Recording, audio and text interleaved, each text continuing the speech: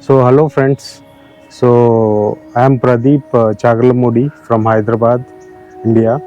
So, with me today, one of the eminent persons of Ramakrishna Mutt,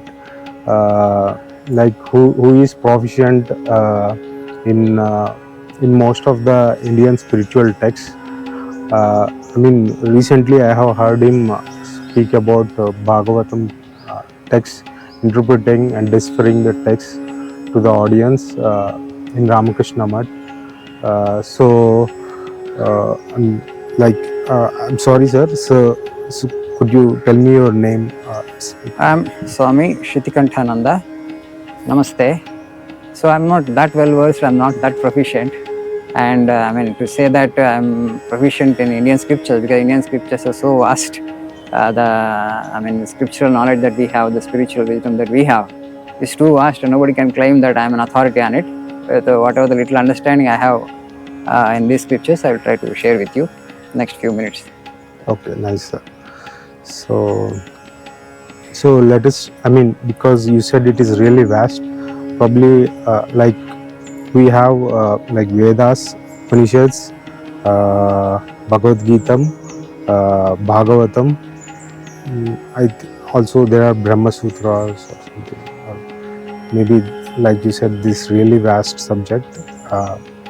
So I think the most common thing that most of the youth or most of the people in India understand is even the old people also I have seen, they want to read and understand Bhagavad Gita most prominently, I think. So do you have to start with what is the essence of Bhagavad Gita, I think?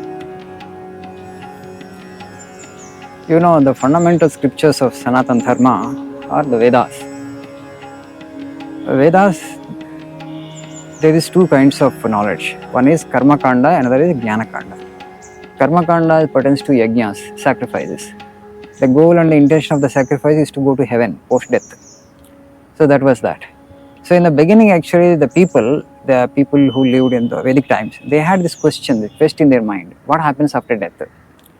And they said that actually there are higher spheres and Swarga is there, and if you do good works here, meritorious deeds, and you would go there and enjoy life after death also. There is a subtle body, you will go there, and that was the initial idea, but that did not actually satisfy them. Actually, they wanted to have the mystery of death now itself. So that quest actually made them turn inward, question the nature of their own existence, in the sense the nature of human existence. Who I am and what I am I? In the sense that actually, I have this physical body, I experience this. I have the mind, actually I experience that. Is there anything beyond this? And what is it? Sleep actually, why we need sleep? So in the process of that kind of interrogation and introspection, self-analysis, they turned their attention inward and they wanted to know the mystery of the mind. They turned their attention inward and they found that actually this mind is based upon that ego sense. When they conquered that ego sense, when they dropped that I, what happened? A surprising thing happened actually. The mind got dissolved into that vast infinite consciousness. And then they experienced that the whole universe is nothing but energy, consciousness, which they call God. And the world that you see, the world of name and form, it is only a fiction. It is only Maya, they can say. And first from that consciousness, the infinite consciousness, this mind has come into existence, which is a fictitious modification of that consciousness. It's kind of God's trick, it's magic. And then from that, this universe has, arisen. That's why actually in deep sleep, we don't have the universe. Every day, in every human being's life, in deep sleep, the universe disappears for us. What happens in deep sleep? Mind gets dissolved. When the mind gets dissolved, the universe gets dissolved. And the same deep sleep awareness, if you can have in wakeful state, then you are in nirvana. Because you are separate from the body, separate from the mind, and then you exist in yourself, in infinite existence. So every day in deep sleep, we become almost the infinite, and again when you wake up, you become the finite. You become aware of the body and mind, and then this phenomenal world comes, and then you become limited, as it were. And again, every day in the night, actually everything gets dissolved for you, and you become the infinite. But you are unaware of your true nature. That happens in ignorance, ajnana. But the same, that infinite experience which we have every day in deep sleep, if you can have in wakeful state also, then you are done. That's called nirvana, samadhi. So a person like Buddha, a person like Ramakrishna Paramahamsa, Vivekananda were the people actually who transcended the mind by conquering desire, this conquering the ego sense.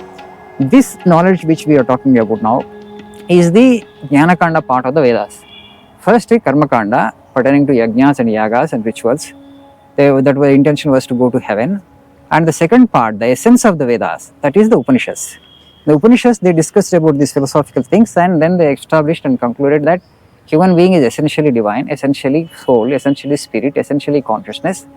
But because of ignorance, you identify with your body and mind and you think you are this limited entity. And how to get rid of that ignorance, actually, that is the goal and the quest. When you get rid of this and you become the infinite again, you have come from the infinite and onto the infinite, you go back. So in between this cycle of life and death and life and death, how long it will continue? Till you attain nirvana, till you know your real nature. So that is actually the Karma Kanda, Jnana Kanda portion of the Vedas. There's that Jnana Kanda portion, we call it Upanishads. The gist of all that Upanishads actually is in the Bhagavatgita. Because it's not possible for an ordinary human being to read all the Upanishads. Of course, the essence of all the Upanishads is same, but that is very abstract. And so that abstract philosophy all actually condensed into one book, that is Bhagavad Gita, which is part of the Mahabharata. So the great epic that we have, Bhagavad Gita is part of the Mahabharata. So the Lord Krishna actually, all the essence of the Upanishads he has given it condensed into Bhagavad Gita. Now you are asking me what is the essence of the Bhagavad Gita. The essence of the Bhagavad Gita, there are many slokas, and I just try to, in the end, after illustrating everything ever, whole universe comes from me, Krishna says, and unto me it goes back at the end of the creation cycle. All these things Krishna tells Arjuna. And he says in the end that Sarva Dharman Parityajya Mam Ekam Sharanam Vraja.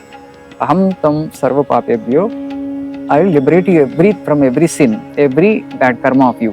Okay? Whole universe comes from me. What you need to do is you need to surrender yourself to me. He says that Nimitta Matra Bhava Savya Sachin. I operate this universe. All beings of this universe are mere instruments in my hands. Okay? Including you, Arjuna. So when you have this awareness that it's not I who do things, actually it is the Lord, only one will, that is the supreme will, manifesting through all the creation, manifesting through all the beings. When you have that absolute surrender to me, then you will attain the infinite. You will attain me only, this says. So the essence of the Bhagavad Gita is to surrender to the divine will. Now we think actually we have a free will, but that is a myth. We don't have a real free will, only it is the divine will which is operating and working through all the forms. But no, what you have to do is you have to be aware of that. Not my will, it is God's will that happens. Because this is an instrument in the hands of the Lord. This is a tool in His hands. He, whatever He wants to do with this, He does it. When you have that kind of absolute surrender, there is nothing for you to worry. Nothing of this world will cause you any pain or suffering. Sukha dukkhe same krutva. Labha labho jaya jayo. The Lord says this. Sukha dukkha. Labha alabha. And gain and loss. Sukha dukkha means pain and pleasure. Jaya ajaya.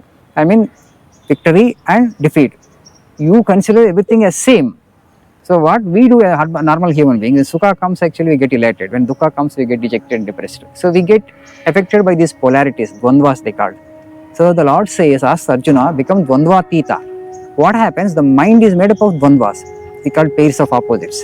If you transcend the dvandvas, the mind gets dissolved because mind has no existence, no form outside the dvandvas. Once you transcend and go beyond these dvandvas, mind gets dissolved. When the mind is dissolved, you are in the infinite. So the goal of the life is actually to get the mind dissolved. How you do that actually? By conquering the desire and by conquering this ego sense. Both are one and the same. Ego sense and desire are one and the same. When you are absolutely desireless, you cannot have any ego. Your ego gets dropped. When the ego gets dropped, mind cannot sustain itself. Because it is based on mind. That is actual kind of root. Ego is the root on which the mind sustains itself. Once you are beyond this I consciousness, I little ego, puni ego, that infinite ego takes possession of your being, as it were. When you drop this little individuality, that cosmic individuality takes possession of your being, then you are no more the finite, this little, mind-body complex.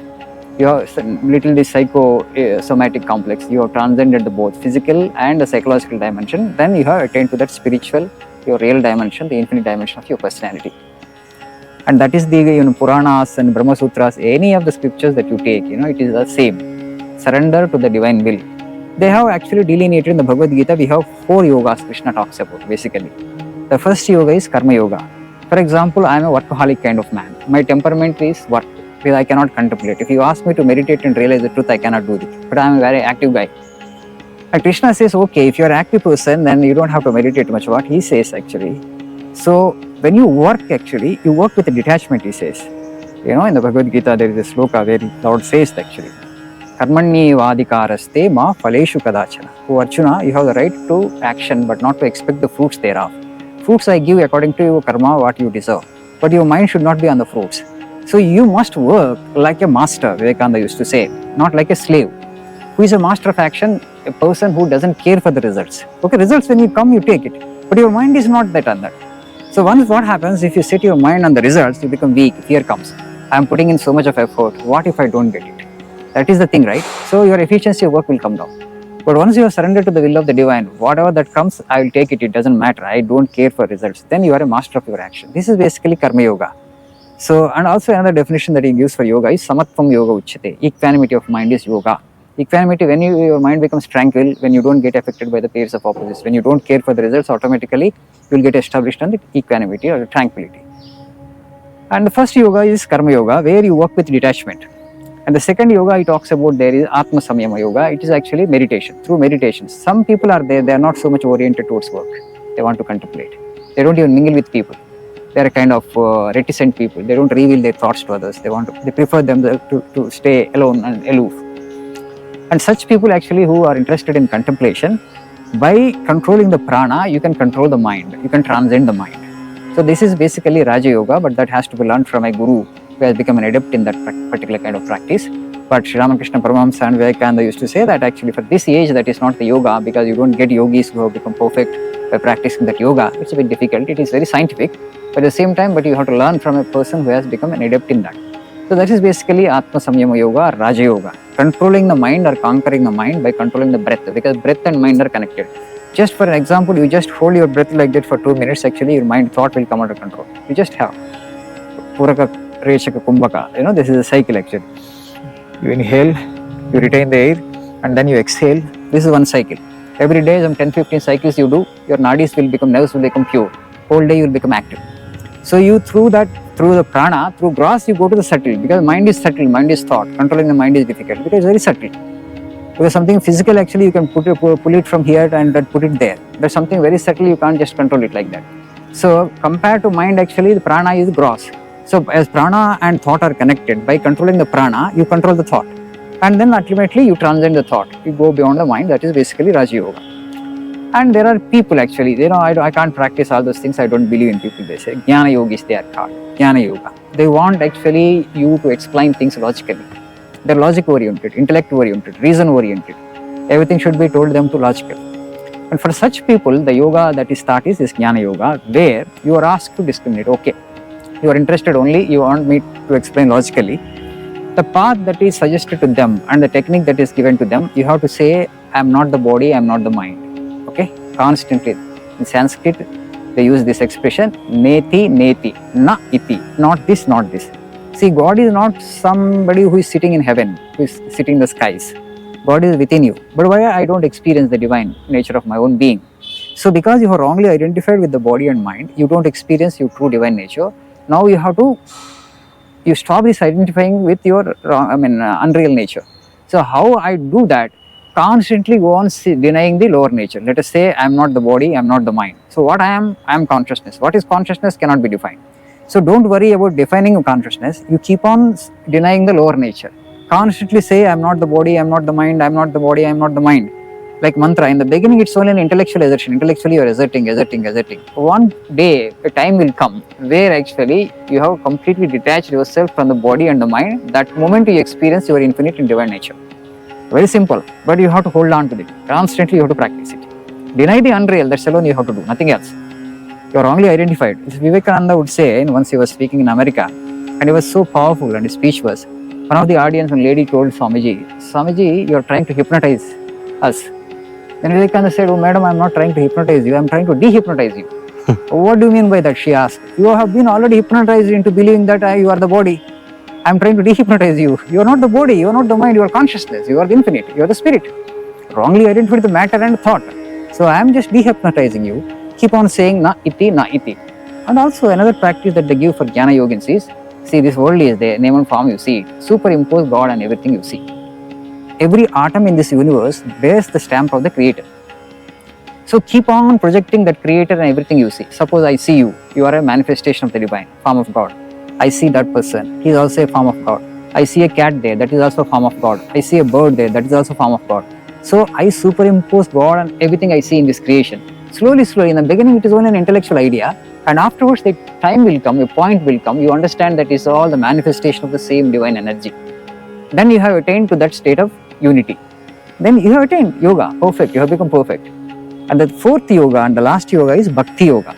First, the yoga I talked about is Karma Yoga, right? Detached reaction. Second yoga I talked about is Raja Yoga, controlling the prana and controlling the mind through controlling the prana. That is Raja Yoga. Third yoga I have told is Jnana Yoga, where actually you superimpose God on everything you see and you just deny your unreal nature. Na iti, na iti. I am not the body, I am not the mind.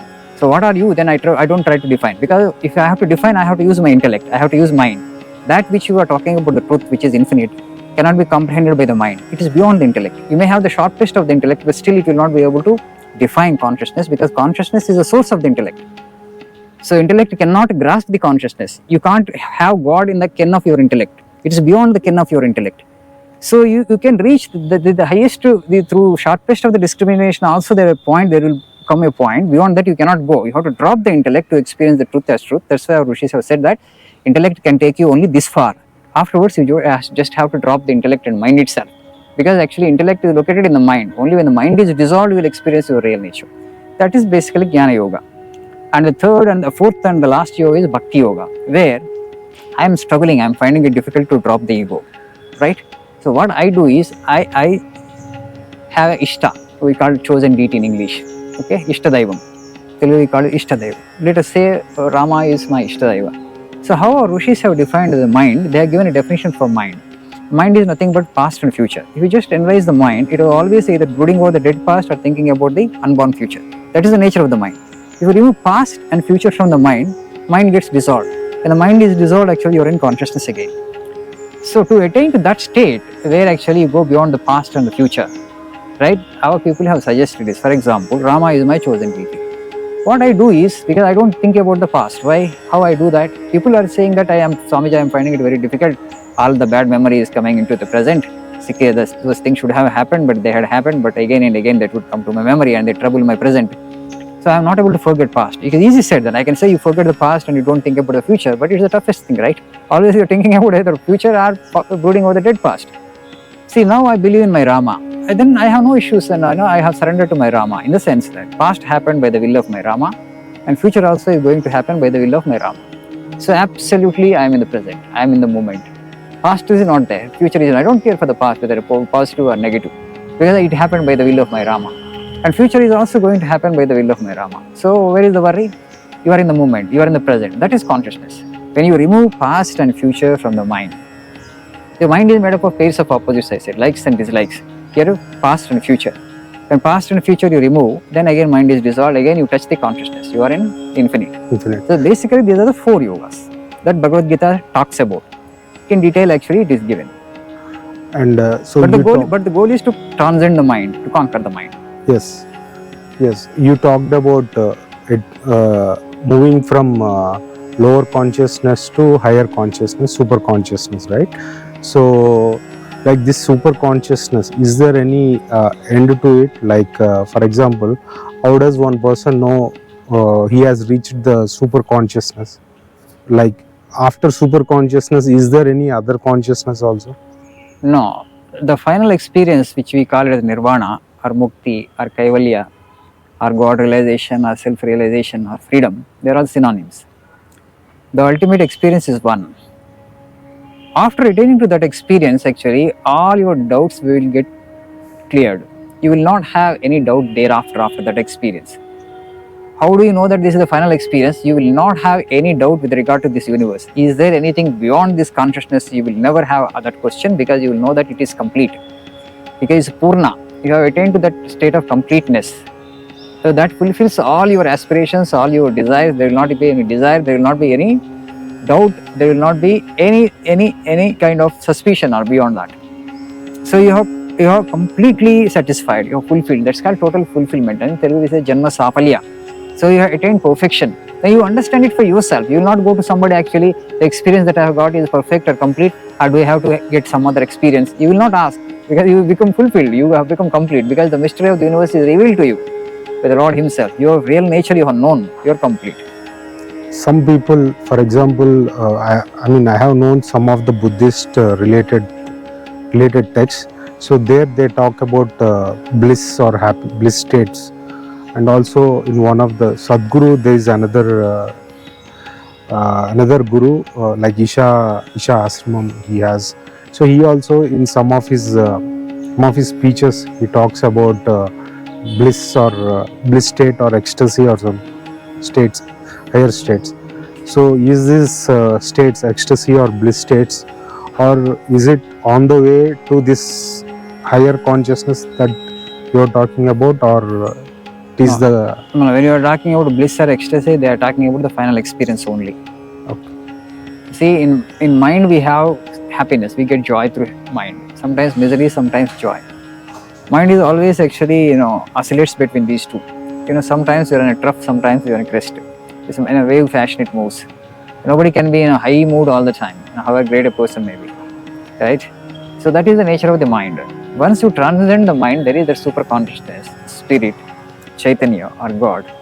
There actually it is eternal existence, or it is bliss. Why? What is the difference between happiness and bliss? There is no opposite word to bliss. For happiness, there is opposite word is misery. Is the opposite of happiness is misery. That is bliss. That is absolute bliss again.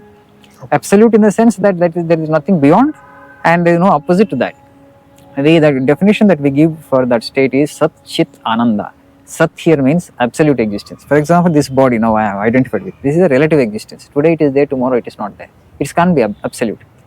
Something to define it as absolute, to call it as absolute, it must be, there and all the time. And in three kala we say, Bhuta, Bhavishyat and Vartamana, all the times. Time cannot act on it because it is absolute.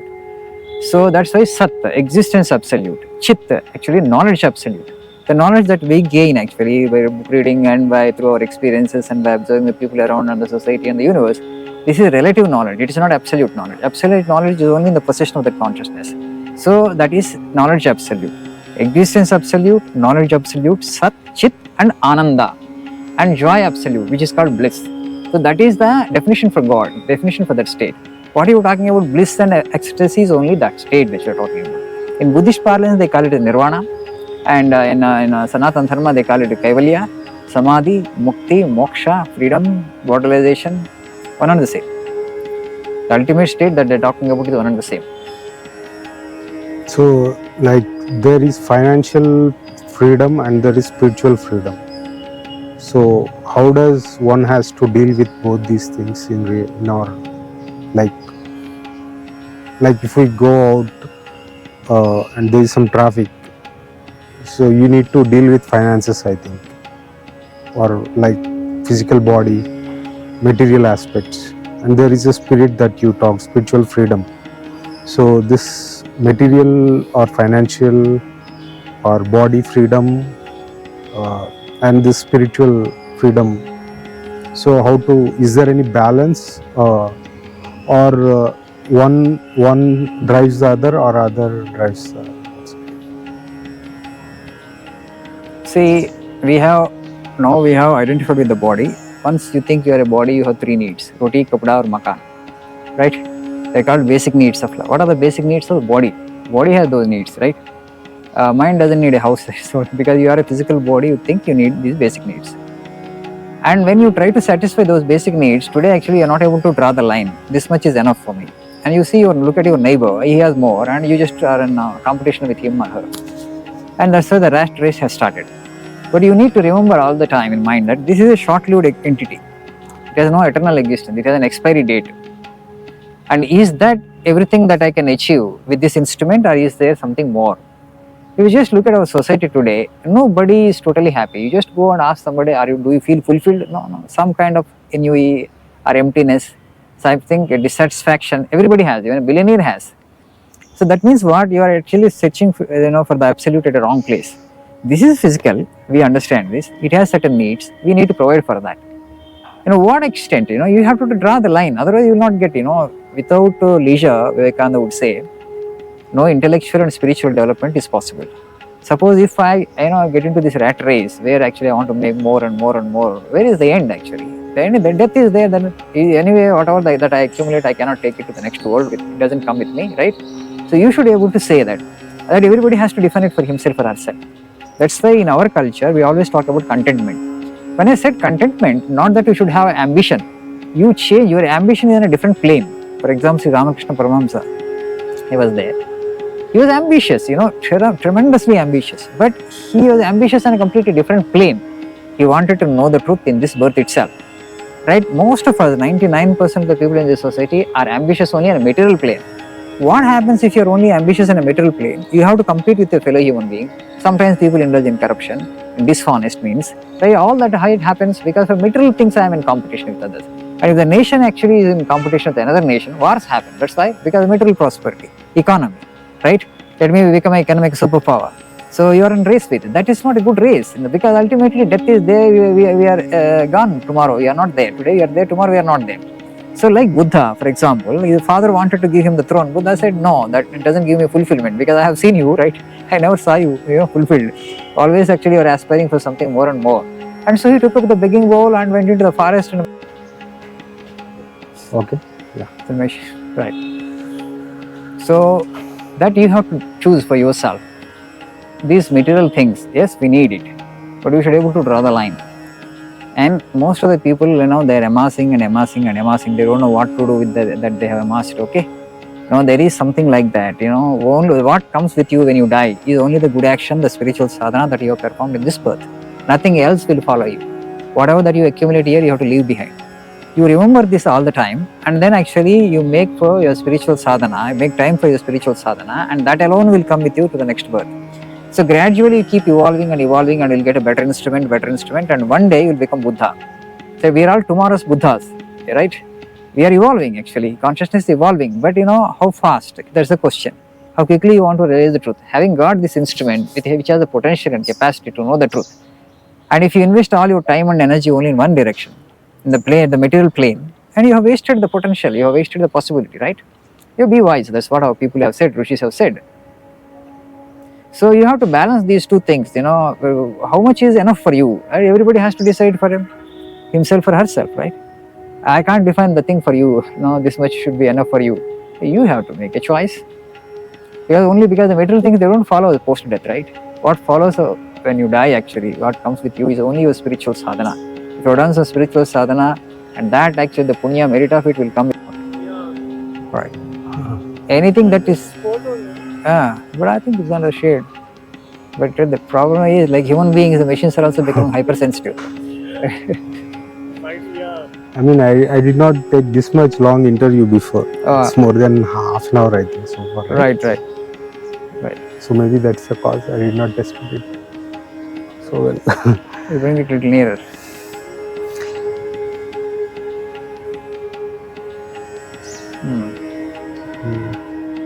So, like another question, sir. Like,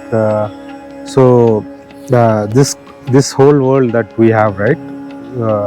So, is it evolving? Is there any evolution spec that we can consider? For example, matter to spirit. Everybody is spiritually aware, and there are materially aware people also. Like, is there any goal for the world to rise from the material awareness to spiritual awareness? Yeah, it is happening, right? Today, youth are also coming and seeking the spiritual path, because they look at their parents, they look at their seniors, and they don't seem fulfilled for them actually. So you talked about many spiritual practices. There are what I have come across is like Shiva has downloaded. Has spread some sutras, right? Meditation techniques. So there are like 112, I think, right? 112. So are they useful for our Indian Hindu community, for the ultimate? You see, there are so many sadhanas that are available. The basic, that 4 yogas I have just talked in brief. The Kali Yuga, Sri Ramakrishna Paramahamsa would say Naradiya Bhakti would be sufficient. What is Naradiya Bhakti? Repetition of God's name with love. that is good enough sadhana, he said, you would attain nirvana. Right? All the Shiva Sutras also contain basically the same thing actually, where you take a divine name and you keep chanting it with love. That cosmic consciousness, the Lord knows actually whose name you are chanting. And that chanting actually will help you to win the grace of the Lord. Once you get the grace of the Lord, you will be liberated automatically. Okay. And it's the easiest in this Kali Yuga. Right? Just by repeating God's name, you will win the grace of the Lord. And with the when you win the grace of the Lord, it's a nirvana. You are free. You attain freedom. Okay, sir. So nice talking to you. Yeah, so thank it's you. pleasure. Thank you, taking Pradeep ji. you in. Yeah, nice. Yes, thank you. Offer.